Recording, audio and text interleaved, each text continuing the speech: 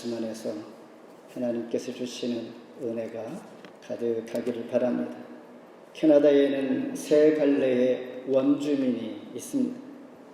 토착 인디언이 있습니다. 또한 원주민은 북극권 이누이트가 있습니다. 그리고 유럽계 혼혈적인 메티가 있습니다. 이렇게 세 부류의 원주민이 캐나다에 살고 있었습니다. 그런데 우리가 알고 있었던 것처럼 비시주와 매니토바에서 캐톨릭 주관한 옛 원주민 기숙학교에서 그 터에서 인종 청소의 흔적이, 즉 약 1000명에 달하는 아동 유골이 발견되었습니다. 이에 강한 비판과 교황의 사과를 촉구하면서 이와 관련한 이름들을 지우려는 그런 시도가 지금 진행되고 있습니다. 어쩌면 우리가 잘 아는 유명한 이름 던다스 스트릿이 곧 없어지지 않을까 생각을 합니다. 그 이름들을 지우려고 하는 것들, 새롭게 세우려 하는 것들, 이와 같이 오늘 본문에서 내 이름을 멸시하는 제사장들아, 하나님의 이름을 지우려고 하는 멸시하는 자들을 향하여 하나님 말씀하십니다. 여러분 이름, 귀한 이름 앞에 하나님의 이름은 능력입니다.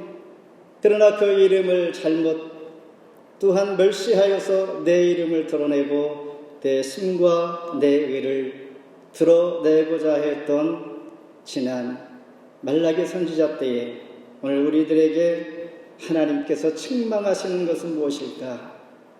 여호와 이름을 멸시하는 자들에게 책망할 때에 하나님의 말씀에 경고라, 이렇게 하면서 말라기 선지자는 1장 1절에서 말씀을 시작합니다.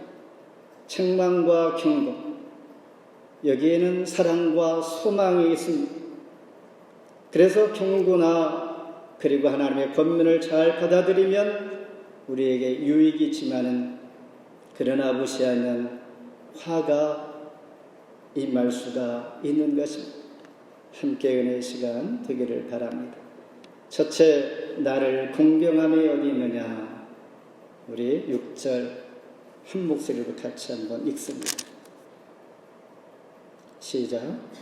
내 이름을 멸시하는 제사장들아, 나반군의 여호와가 너에게 이르기를, 아들은 그 아버지를, 종은 그 주인을 동경하나니, 내가 아버지일진대 나를 공경함이 어디 있느냐. 내가 주인일진대 나를 두려워함이 어디 있느냐. 하나 더 이는 이르기를, 우리가 어떻게 주의 이름을 멸시하였나이까 하는도다. 한 마을에 새로 이사온 남자가 있었습니다. 그분은 과일 가게에 가서 과일을 삽니다. 계산도 하고 또한 그 과일을 들고 집으로 돌아올 때도 그렇고 온통 사람들이 자기를 향하여 보고 웃는 것이었습니다. 그러면서 생각하기를, 새로 이사온 이 마을의 사람들은 정말 마음씨 좋은 사람만 사는 것 같아 라고 하면서 집에 돌아와 아내에게 말합니다. 그때의 아내가 말하기를, 씨 없는 수박 스티커나 이마에서 떼세요 라고 하는 것이었습니다. 사람들이 친절하고 착한 사람만 있어서 그런 것이 아니라 자기 자신을 볼 수가 없는 상황, 남들이 그 모습을 보고 웃었다라는 것입니다. 그때서야 그는 자기 자신을 알아챈 것입니다. 이처럼 서로 논쟁을 벌이며 자기 자신을 알지 못하는 하나님과 이스라엘 백성들 간의 논쟁의 내용이 바로 읽은 6절 말씀입니다. 하나님께서 말씀하십니다. 나를 공경함이 어디 있느냐. 그때 제사장들이 말하기를, 우리가 하나님 어떻게 하나님을 멸시하십니까? 그렇게 하셨다고 생각하십니까? 라는 것입니다. 서로가 맞지 않는 거예요. 자기 자신들은 하나님 앞에 열심히 살았다라는 것인데, 하나님은 나를 너희들이 어찌 공경함이 있느냐. 아비가 자녀를, 또한 주인이 종을, 반대로 종이 주인을, 자녀가 아비를 공경함이 마땅한데 너희들은 그렇지 않다라고 하면서 지적할 때에 이스라엘 백성들은 하나님 우리가 경배하고 제물을 열심히 드렸으며 그러나 하나님 말씀하시기를 너희들이 행위는 옳을지 몰라도 마음에는 두렵고 떨림이 없이 마음이 멀리 있었다라는 거 이렇게 지적하고 있는 것입니다. 왜 이스라엘 백성들은 이러한 마음을 하나님과 멀어져 있었을까라는 생각을 해봅니다. 당시에 그들은 신앙적인 기대가 무너졌습니다.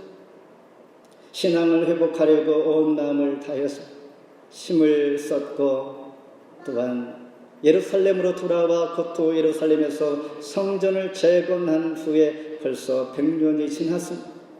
그럼에도 불구하고 하나님의 놀라운 약속과 소망은 사라지고 여전히 페르시아 바사의 제국의 속국으로 우리가 조공을 바치며 지금 살아가고 있지 않습니까?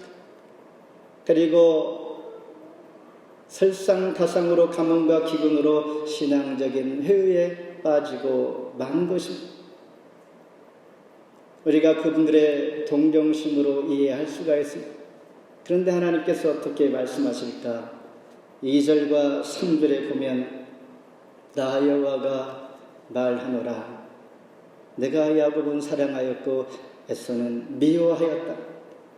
하나님 편애하시는 거 아니니까 하나님께서 일방적으로 다 사랑하고 다 오라.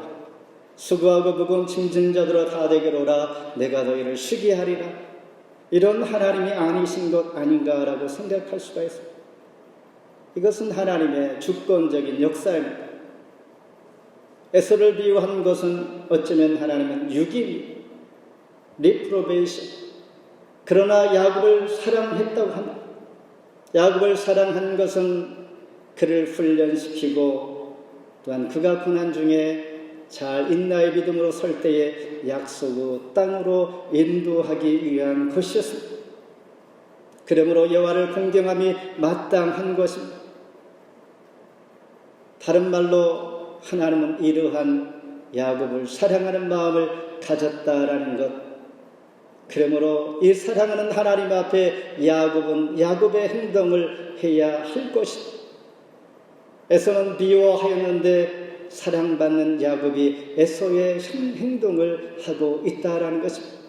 택함받은 백성들이 하나님의 사랑 안에서 하나님께서 미워했던 그 사람의 모습으로 살아간다면 하나님께서 정말 에서를 미워하여서 미워한다고 강조함이 아니라 그를 미워한 만큼 너를 내가 택하여 일방적으로 사랑한 그 사랑 안에서 나를 사랑하고 나를 공경함이 마땅하다 이런 말씀입니다.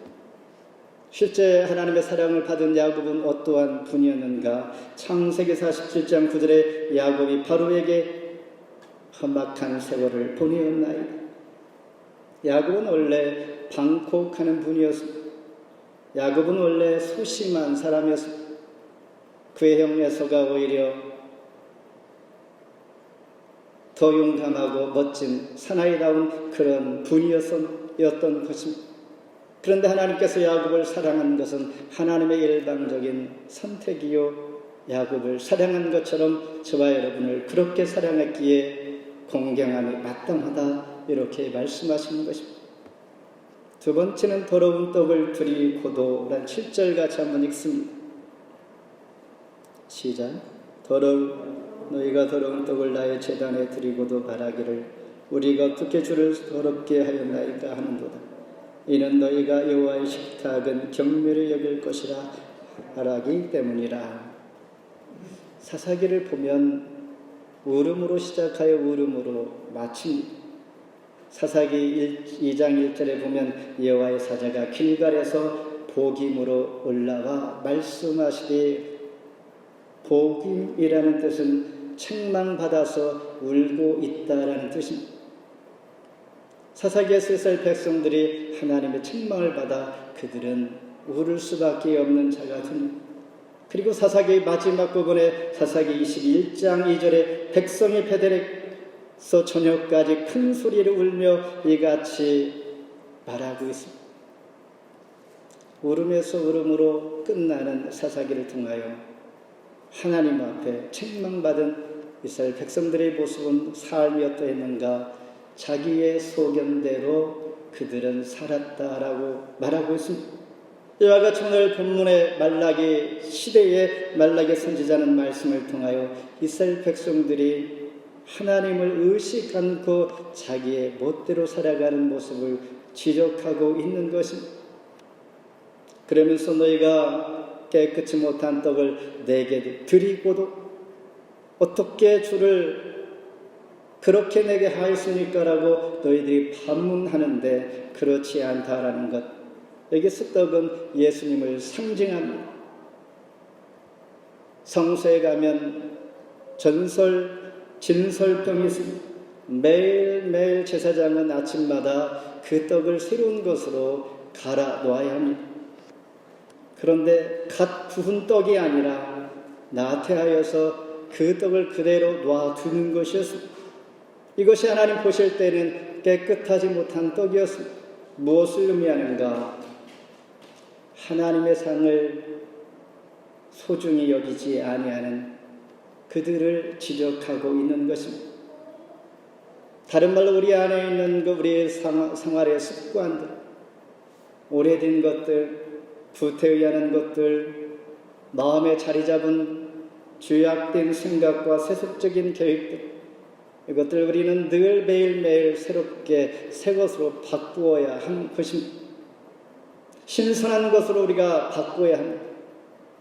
우리 몸은 마치 그릇과도 같습니다. 어떻게 우리를 신선하게 해야 합니까? 하나님의 말씀으로 기도로 깨끗하게 우리를 매일매일 아침마다 저녁마다 우리 자신을 새롭게 해야 합니다. 오래된 것들을 버려야 합니다. 마음에 자리 잡은 잘못된 생각과 계획들, 세상의 것들을 버려야 합니다. 우리는 버리는 것이 아니라 버릴 때 새 것으로 채워지기 때문입니다. 옛날의 것을 붙잡고 우리가 살지 않아야 합니다. 나는 신령한 그리고 진정한 모습으로 하나님 앞에 예배를, 기도를, 말씀을 대하고 늘 그런 마음으로 하나님 앞에 대하기를 간절히 소망하는데, 진리의 말씀을 사모하면서 하나님 오늘도 내 자신을, 내 마음을 컬티베이트해서 새롭게 하여 하나님께서 주시는 비전을 담을 수 있게 하여 주시옵소서. 왜 그래야 할까요? 역사는, 지난 역사를 돌아볼 때 하나님은, 역사의 희망은 오직 하나님을 경외하는 사람들을 통하여 이어가고 있다는 사실을 우리는 너무나 잘 알기 때문입니다. 하나님을 경외하고 섬기고 하나님 사람으로 하나님은 역사를 이끌어가야 하기 때문에 내 자신 한 사람이 하나님을 향하여 마음을 열고 하나님 앞에 나아가는 것으로 끝나지 않고 하나님 그 사람을 통하여 주인공으로 삼고 나를 이끌어 가시며 나에게 필요한 것을 채워서 그를 사용하고 있다라는 사실, 마지막으로 눈먼 희생을 바치는 유대인들 8절 같이 한번 읽습니다. 시작. 만군의 여호와가 이르노라. 너희가 눈먼 희생 제물을 바치는 것이 어찌 약하지 아니하며 저는 것 병든 것을 드리는 것이 어찌 약하지 아니하냐. 이제 그것을 너희 총독에게 드려보라. 그가 너를 기뻐하겠으며 너를 받아 주겠느냐. 새롭게 갓 태어난 새는 처음 본 것을 마치 자기의 어미로 기억하고 따라가는 본능이 있다고 합니다. 오늘 우리가 따라야 할 분은 누구인가? 본능적으로 하나님을 따라가게 되어 있습니다. 왜냐하면 하나님께서 우리를 지으신 것처럼 하나님의 형상 이미지를 우리에게 주셨기 때문입니다. 갈라디아서 4장 19절에 하나님의 형상을 이루기까지 내가 해산의 수고를 아끼지 아니한다. 사도 바울이 말할 때에 우리 가운데 자녀에게, 새로운 신자에게, 믿음을 갖기 시작한 자에게 하나님은 그 안에 하나님의 형상을 계속 새롭게 디벨로핑하며 성장해 가도록 도우고 있다라는 것입니다. 이스라엘 백성들은 그러므로 하나님 앞에 최고의 것을 하나님 앞에 드려야 하는데 그들은 아까워했다라는 것입니다. 번제로 드려지는 제물들 어차피 불태워 버릴 텐데 굳이 기름지고 좋은 것을 드릴 이유가 어디 있겠나라는 생각에 그들은 흠이 많은 것, 하나님께서 받으시지 못할 만한 것들을 하나님 앞에 드렸다는, 그래서 레위기 12장 19절 연락되도록 소나 양이나 염소의 흠없는 숫것으로 드릴지니라. 보물이 있는 곳에 마음이 있는 것처럼 그들은 하나님을 사랑하지 못했습니다. 말라기 선지자는 여기에서 이 말씀을 할 때 우리에게 어떠한 궁금증을 불어넣고 계실까? 온전한 예배자, 우리를 깨끗게 하실 분, 그리고 하나님께서 받으실 만한 흠이 없는 제물 하나님 찾으시는 것처럼 인간은 역사 속에서 반복되어지는 부패와 낭만과 하나님께서 실망하시는 그런 자들인 것을 하나님은 너무나 알기에 이제 400년의 긴 영적인 암흑기를 맞이하면서 흠이 없는 우리의 산 제물이 되실 예수 그리스도를 보이지 않게 은연중에 예표하고 있다라는 것, 장차 오실 예수 그리스도이십니다.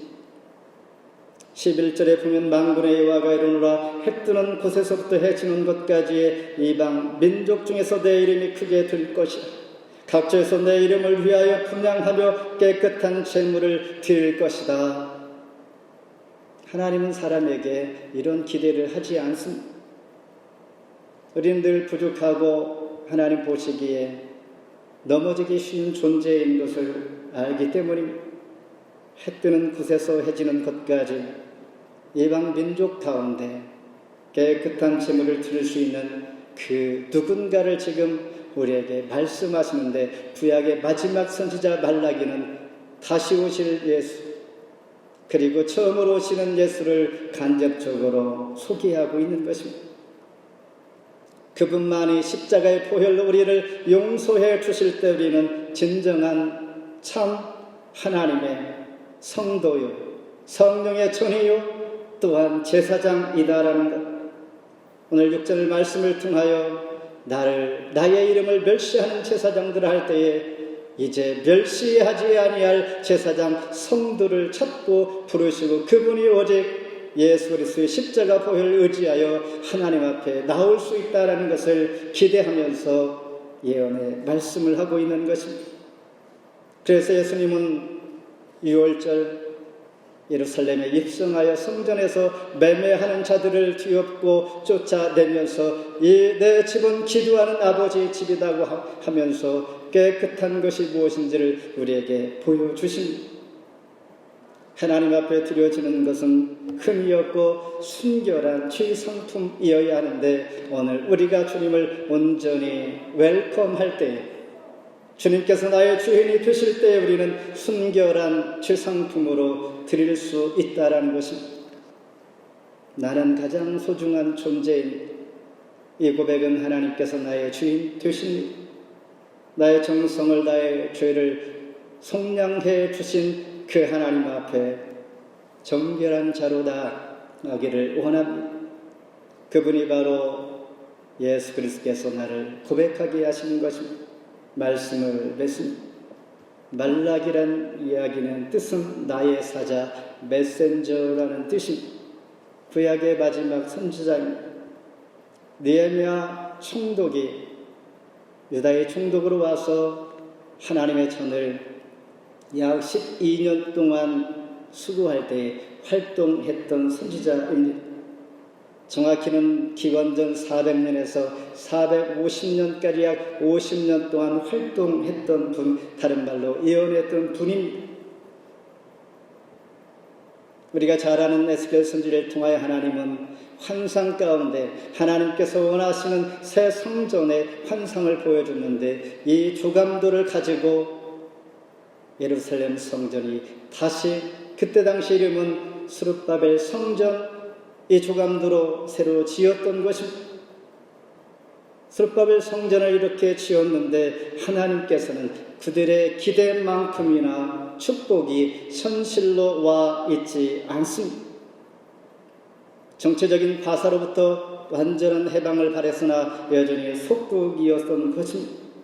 아무 일도 일어나지 않습니다. 오늘 우리가 교회에 올 때에 대단한 것을 기대하고 왔을 때에 아무것도 일어나지 않는다라고 눈에 보이는 것이 없다라고 생각이 들 수 있습니다. 그러나 하나님은 이들에게 장차 오실 영적인 새 나라 새 왕 메시아를 소망하게 하신 것입니다. 오늘 우리가 붙잡아야 할 것은 눈에 보이는 것이 아니라 장차 오실 주님, 내 마음에 모시는 것, 그들의 잘못된 것을 고쳐주고 있는 것입니다. 진정한 해방은 내가 진리 가운데 자유하는 것이요, 책망하시는 주님의 말씀을 귀담아 들을 때에 나에게 유익이 되는 것입니다. 특별히 왜 이렇게 강조하는가? 인생의 중심은 예배이기 때문입니다. 예배가 잘못되어지면 모든 상태가 잘못될 수밖에 없고 도덕성이 흔들리고 결국 삶이 뒤틀리고 마는 것이 잘못된 예배. 그래서 예배의 성공자가 인생의 성공자라는 말을 떠올리면서 다시금 하나님 앞에 신령과 진정한 마음으로 예배하기를 간절히 소망하며 이렇게 뜻을 정한 하나님의 사랑 되기를 주의 이름으로 축복합니다. 기도하겠습니다.